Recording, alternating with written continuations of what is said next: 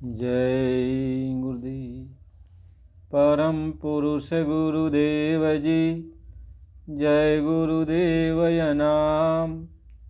अलख अगम्य की पार में, स्वामी तुम्हें प्रणाम। कोटि कोटि करूं वंदना, अरब खरब प्रणाम। चरण कमल बिसरू नहीं, जय गुरुदेव नाम। परम पूज्य स्वामी जी महाराज के चरणों में कोट कोट प्रणाम। आप सभी प्रेमी सत्संगी भाई बहनों, सबको सादर जय गुरुदेव। परम पूज्य स्वामी जी महाराज हम सबको बराबर सत्संग सुनाया करते, हम लोगों को समझाया बुझाया करते कैसे हम लोगों को यहाँ पे रहना है। गुरु महाराज जी बराबर ही समझाते, सदा सत्संगियों संसार में आदर्श बनना है। सदा संसार में सत्संगियों आदर्श बनना है। अमर चैतार्थ सतगुरु का तुम्हें कृतार्थ करना है। हमेशा समझाते कि बच्चों, इस संसार में तुम्हें कैसे रहना है, अपना आदर्श जीवन बिताओ। जो मैं तुम्हें शिक्षा दिशा दे रहा हूँ, उस रास्ते पर चलो। अपने इस पेट के पालने के लिए, परिवार के पालने के लिए, बच्चों के लिए तुम कोई धंधा कर लो, कोई नौकरी कर लो, नहीं कुछ है तो खेती कर लो, लेकिन जो भी काम करो मेहनत और ईमानदारी से करो। जब मेहनत और ईमानदारी से करोगे तो उसमें बरकत होगी। मालिक की तरफ से वो बरकत होती है, जैसे रबड़ होता बढ़ जाता है, ऐसे उसमें पूरा पड़ जाएगा। जब ईमानदारी मेहनत से काम करोगे तो उसमें बरकत हो जाएगी। गुरु महाराज जी कहा करते कि बच्चा, एक आदमी हमारे पास बराबर आता था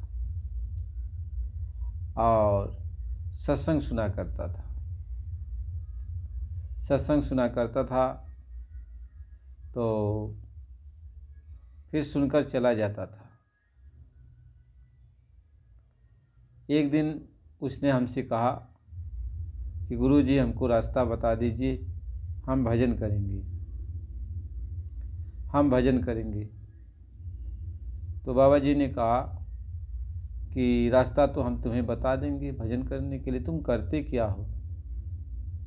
तो उसने कहा गुरु जी हम चपरासी हैं, हम सरकारी विभाग में काम करते हैं लेकिन चपरासी हैं। कहें तो चपरासी हो तो क्या करते हो? कहें फाइल जो है इधर का उधर इस साहब के पास पहुंचाते हैं, जो फाइल मांगते हैं वह फाइल अलमारी से निकाल कर, ऑफिस से निकाल कर उनको देते हैं। यही हमारा काम है। कहें कोई मिलना जुलना आता है तो हम साहब से मिलाते हैं, उनका काम करवाते हैं। स्वामी जी महाराज ने कहा बच्चा ठीक है, अपना काम ईमानदारी मेहनत से करना, किसी से घूस न लेना, और जो काम करो ईमानदारी मेहनत से करो।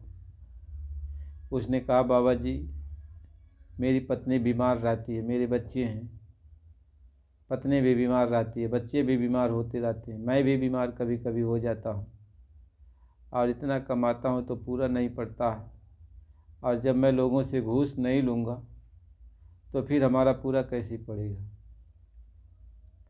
बाबा जी ने कहा तब जब तुम घूस लोगे और बेईमानी करोगे तो तुम्हारे बच्चे बीमार रहेंगे, तुम बीमार रहोगे, तुम्हारी पत्नी बीमार रहेगी, घर में अशांति रहेगी, तो फिर ऐसा कमाने से क्या फ़ायदा है?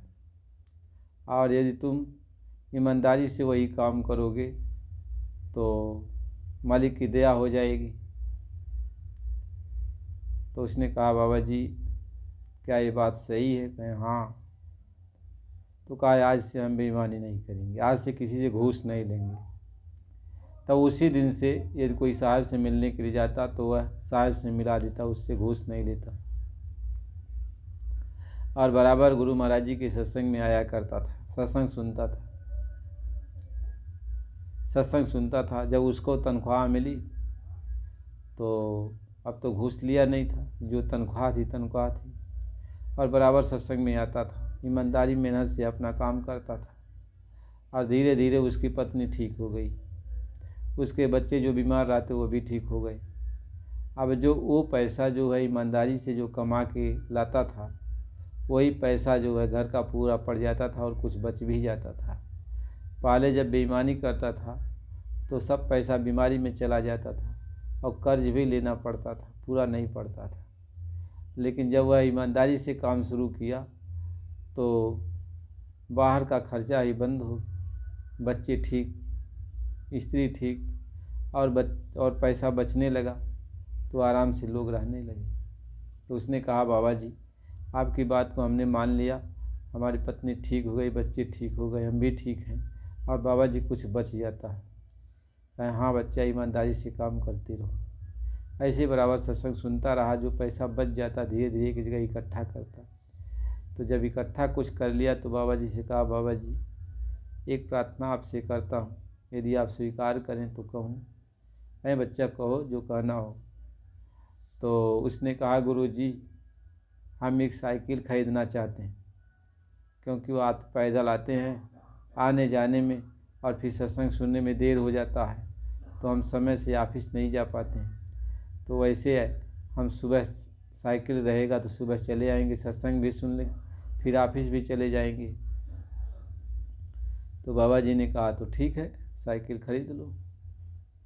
तो उसने साइकिल खरीद लिया और साइकिल से सुबह गुरु महाराज जी का सत्संग भी आके सुन लेता और फिर साइकिल से अपने ऑफिस भी चला जाता। इस तरीके से वह करता रहा। अब वो जो है बढ़ता गया और इतना बढ़ गया कि उसके पास 4 पहिया हो गई, अच्छे वाहन हो गए और उसकी कमाई में बरकत होने लगी। वह ठीक ठाक से अब रहने लगा।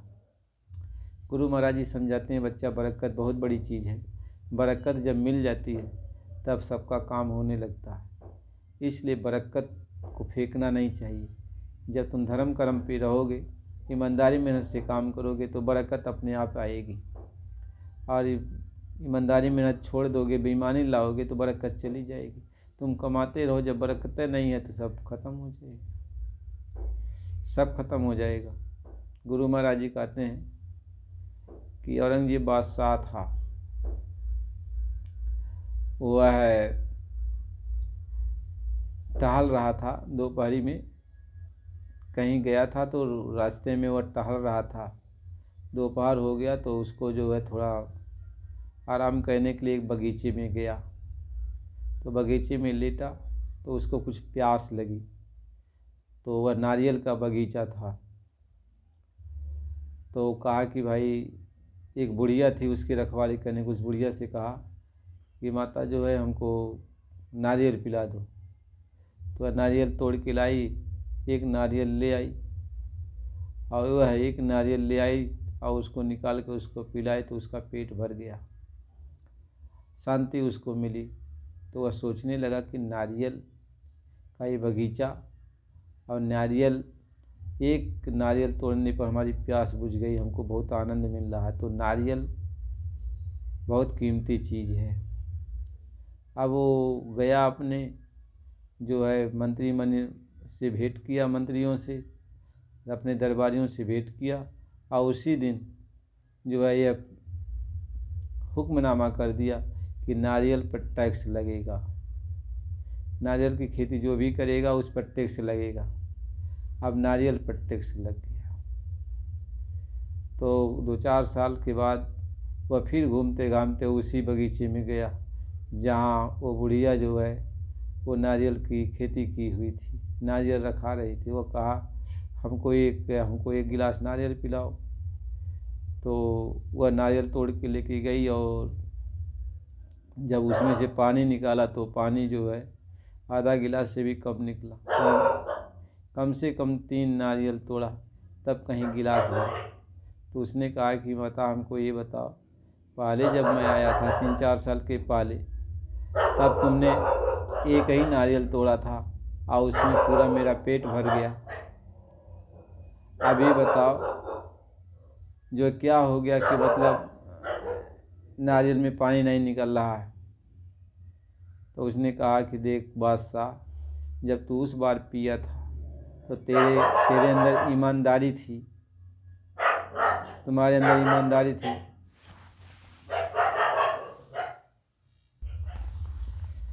तो बुढ़िया ने कहा कि बच्चा, उसमें तुम्हारे अंदर ईमानदारी थी तो अब बरकत थी, तो एक नारियल तोड़ा, उसमें 1 गिलास पानी निकला और तुम पिया, तुम्हारा पेट भर गया, तुम्हें शांति मिली। लेकिन तुमने जाकर फिर इस पर टैक्स लगा दिया, जो टैक्स लगा दिया तो इसकी बरकत चली गई। अब बादशाह को समझ आ गया था। उसने फिर अपने राज्य में गया और मंत्री को बुलाकर कहा कि नारियल के पेड़ पर टैक्स नहीं लगेगा, अब टैक्स हटा दिया। तो महात्मा इस बात को समझाते हैं, ईमानदारी मेहनत करोगे तो हर चीज़ में बरकत होगी, पूरा पड़ेगा, घर परिवार सब सुखी रहेगा, तुम भी आराम से रहोगे, भजन भी आराम से कर लोगे, भगवान को याद भी कर लोगे, घर का भी काम कर लोगे। इसलिए गुरु महाराज जी ये समझाते हैं। इसलिए प्रेमी भाई बहनों, अगला सत्संग अगली वीडियो में आपको मिलेगा, इसलिए चैनल को लाइक सब्सक्राइब करो। जय गुरु।